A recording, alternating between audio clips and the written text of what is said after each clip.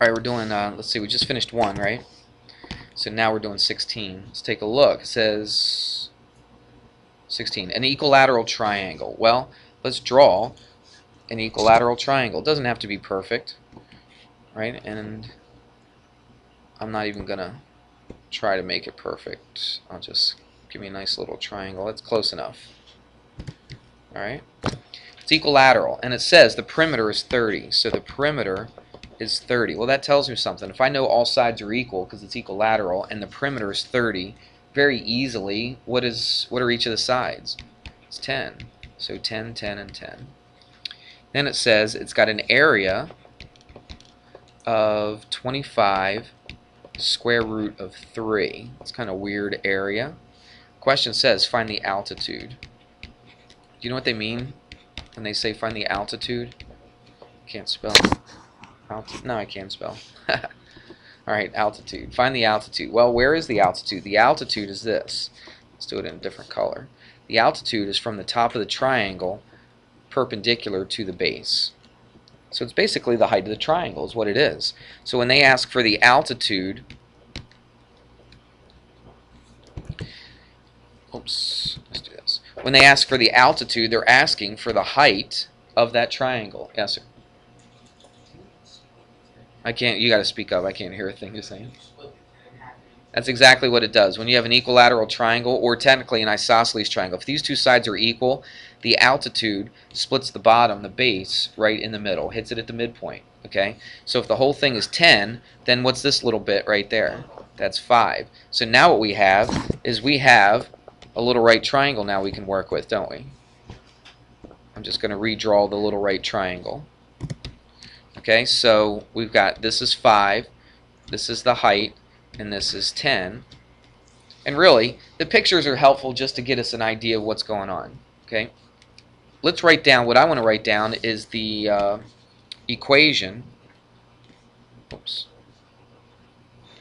Oh, come on. Can't hit the black. There it is. Okay, what I want to do is write the equation, and this is just a triangle, isn't it? Actually, you know what? I'm not even gonna use this. I don't even need this right here, to tell you the truth. I'll show you. Watch the area. Let's go back to black again. If I can grab it, there it is. What's the area of a triangle? It's 1/2 the what? The base times the height. Now what do they give you? They give you the area, right? And you know the base of the triangle. What's the base of the triangle? The whole triangle is 10, okay, with that height right there. So watch, the area is 25 square root of 3 equals the base, which is what? 10 times h over what? 2, right?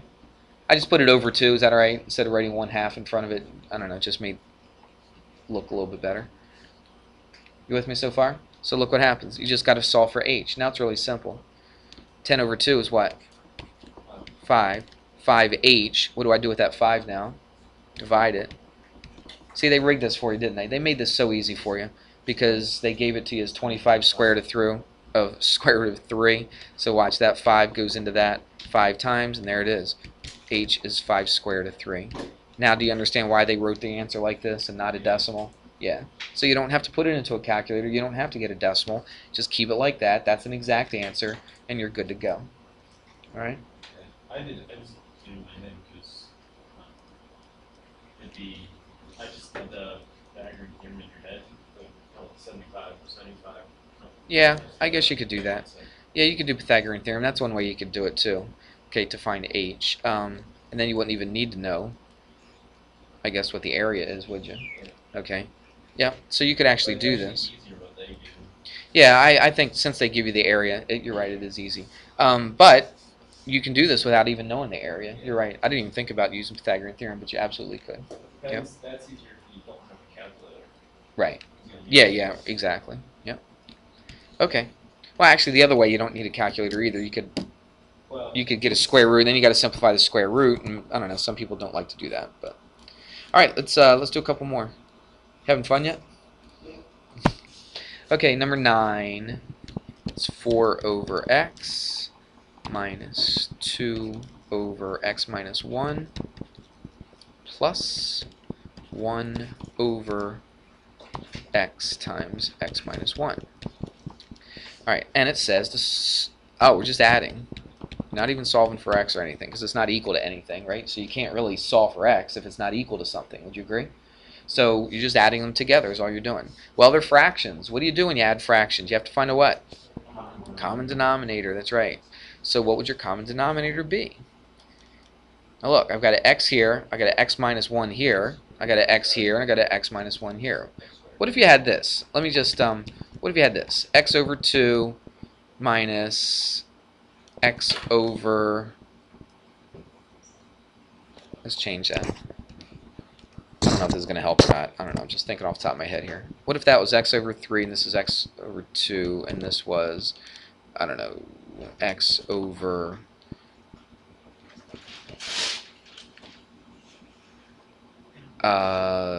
6. Okay? What if you had that? What would your common denominator be here? Well, it would be 18, but it wouldn't be the lowest common, would it? Okay? Yeah, 6. So what'd you do? You see, this right here is really a 3 times 2, isn't it? Agreed? So look, I've got a 3. It shows up here once, it shows up here once, so I pick a 3. And I also have a 2. I got 1 here and I got 1 here, and I just multiply those together. That'll give me my lowest common denominator. I could just multiply them all together and get a common denominator, couldn't I? I could go 3 times 2 is 6 times 6 is 36. And that would be a common denominator. It just wouldn't be the lowest. Alright? So look, let's do the same thing here. I don't know if this will relate to this for you or not. But watch, I've got 1x here and 1x here. I don't use them both. How many do I use? Just one of them. I got an x minus 1 here and an x minus 1 here. So how many do I pull out? Just one of them. You see what I did? It's the same thing that I did for this.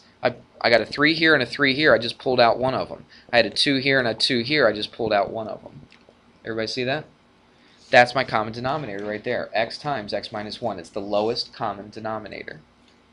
Now, just like fractions, what do? You take a look at this denominator and say, what did you do to this denominator to get this new denominator? So tell me, what did you do? What did you do to this to get to this? What's different about this? Come on, you got to talk to me. What is different about this? The x minus 1. So what did we do to this? What did we multiply it by? I'll give you a hint. What did we multiplied this by, not by x. It's already an x. What did we multiply this x by in order to get to this right here? An x minus 1. So if I do that to the bottom, what do I have to do to the top? Same thing. Multiply that by x minus 1. Let's go to this. What did I do to this to get to the bottom? I multiplied this by what to get to this? What? An x, right? Because it's already an x minus 1. What did I... Yeah, I multiplied by an x to get to this. So what do I do to the top? I multiply that by an x.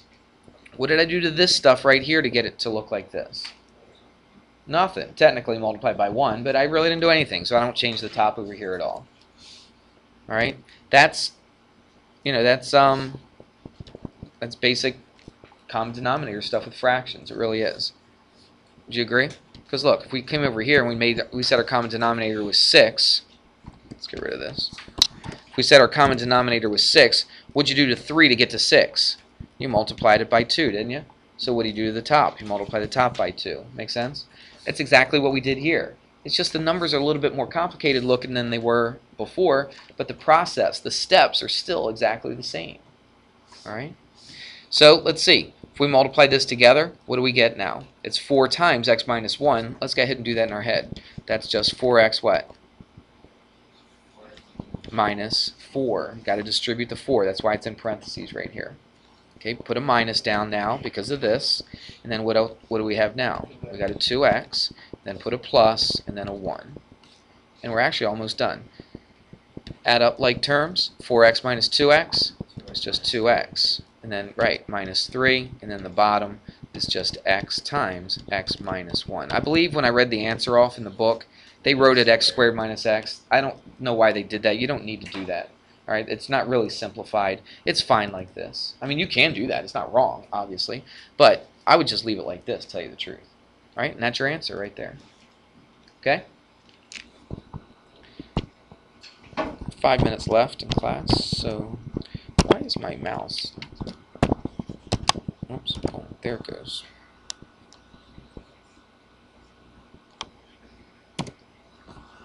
Alright, so that was number 9, right? Let's take a look at number 3, word problem. It says, in a taste test, 56% of the people polled prefer brand D. So watch what I'm going to do. This is number 3. 56% preferred D. So 56% is D. Agreed? It says, if a total of 728 people were polled, no, I'm sorry, if a total of 728 people polled preferred D, so watch, 728 preferred D, how many people were polled? So I'm going to write total. The total number of people that were polled. I'm going to put equals and question mark. I always like to do that for what I'm solving for. This one, they actually make this really simple for you. So watch what we do. 56% of what? If you poll a certain number of people, right, 56% of the people said they like brand D. So how do we set that up? 56% of what? 56% of 728? The total. Not of D, no. 56% of everybody that was polled. What was everybody that was polled? The total, right? Are you guys following me at all? You're just throwing out stuff. Look, 56% of everybody equals the number of people that like brand D. You hear what I'm saying? So we don't put 56% of D. That doesn't make sense because this is just, D is not a variable. This is just brand D, okay? It's not a variable, it doesn't stand for a number or anything. 56% of the people like this kind of soda, whatever it was. That mean, and they said that 728 were the actual number of people that actually like this soda. You follow me? So what is the total number of people that were actually polled? 56% of the total equals how many the 56% represented. 56% represented how many like brand D, right? Well, how many actual people like brand D? Does it tell you? 728. So 56% of everybody liked brand D, and this is how many people like brand D. Make sense? Okay. So now we got to solve for it. That's pretty easy. 56% is the same as 0.56 times the total equals 728. Just divide by 0.56. It's setting it up is the part that you really got to think about, isn't it? So that cancels out. T is whatever that is. So you got a calculator? Do that real quick. I don't know. I can't remember what the answer was.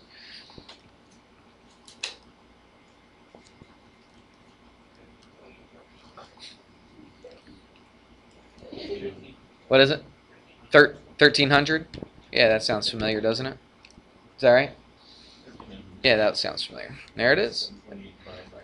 That's the total number of people. Now look, if you did this word problem and you got like 500 for your answer or something like that, you look at it and you're like, well, wait a minute. There's no way 56% of 500 is going to give you 728. Does that make sense? You got to look to see if the problem actually makes sense, or the answer, I should say, makes sense.